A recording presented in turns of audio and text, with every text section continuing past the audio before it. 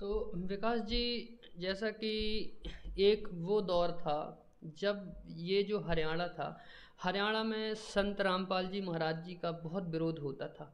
और जब वो मीडिया जो था, मीडिया ने इतना ज़्यादा दुष्प्रचार या गलत या लोगों को इतना ज़्यादा उनके प्रति जो है गलत दिखाया था। लेकिन आज भी ये दौर है कि संत रामपाल जी महाराज जी 250 से 300 गांव में मदद कर चुके हैं, लेकिन वो मीडिया, नेशनल मीडिया जो है नहीं दिखा रहा है। क्या कहना चाहते हैं विकास जी इसके बारे में? इसमें मैं आपसे प्रार्थना करूंगा कि आप 600 साल पहले जो कबीर जी ने 120 साल की जीवन लीला की थी हमारे मोक्ष के लिए, हमारे कल्याण के लिए, उसका मिलान करो आप संत रामपाल जी महाराज जी की इन सभी लीलाओं से। कबीर जी की लीलाएं, कबीर जी का ज्ञान आज सार्वभौमिक रूप से सत्य की कसौटी पर सभी मानते हैं कि ये खरा है। अगर सत्य कहीं है तो कबीर जी में है, इस बात को सभी स्वीकार करते हैं। लेकिन उस समय के पंडे, उस समय के मौलवी कबीर जी का घोर विरोध करते थे। अब जब किसी क्षेत्र के पंडे और मौलवी किसी विचारधारा का विरोध करें तो जनता को भ्रमित करना उन लोगों के लिए बहुत आसान है, क्योंकि जनता आध्यात्मिक रूप से उन लोगों से जुड़ी होती है। ये उनकी आस्था पर सवाल का नाम लेकर जनता को भ्रमित करते रहते हैं। और वैसा ही यहाँ भी हुआ।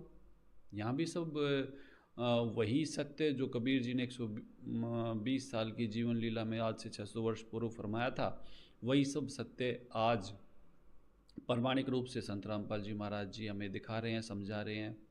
लेकिन वही पंडे मौलवी जिनकी दुकानों को बंद होने का खतरा था, उन्होंने उसी प्रकार से, बिल्कुल कोई मुझे तो अंतर नज़र नहीं आता, जिस प्रकार से उन्होंने जनता को भ्रमित किया, उसी प्रकार से आज इन लोगों ने उसी प्रकार से जनता को भ्रमित किया। और मैं देख भी रहा हूँ, चलो हरियाणा को हरियाणा पर दया होगी परमेश्वर की और हरियाणा इन चीज़ों से उभर कर बाहर आ गया।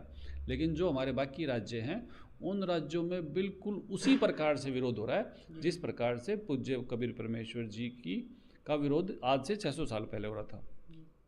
अब इसके बीच में अभी एक मीडिया की भूमिका भी आ गई।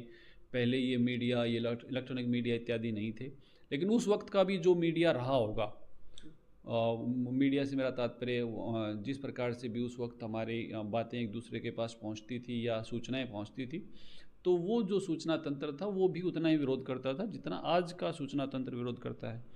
और सूचना तंत्र भी कहीं ना कहीं मौलवी पंडे जो भी ये अपने आप को आध्यात्मिक गुरु मानते हैं, वो भी इन्हीं के अनुसार अपने कार्यक्रम करता है। वो सच्चाई और उन सब चीज़ों तक नहीं पहुंचना चाहता, वो सिर्फ उसी बहाव में बहना ही उचित समझता है जिसमें उसकी दुकानदारी चले।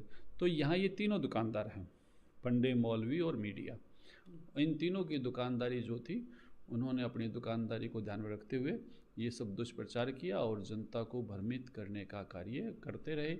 अब संत रामपाल जी महाराज जी की असीम कृपा से हरियाणा के 300 से ज़्यादा बाढ़ग्रस्त गांवों की रक्षा की गई है। उनको सेवार्थ, पाइप, मोटर और बहुत सारी दूसरी सामग्री दी गई है। तो यहाँ अब इनका मौन हो जाना इनकी मजबूरी है। अब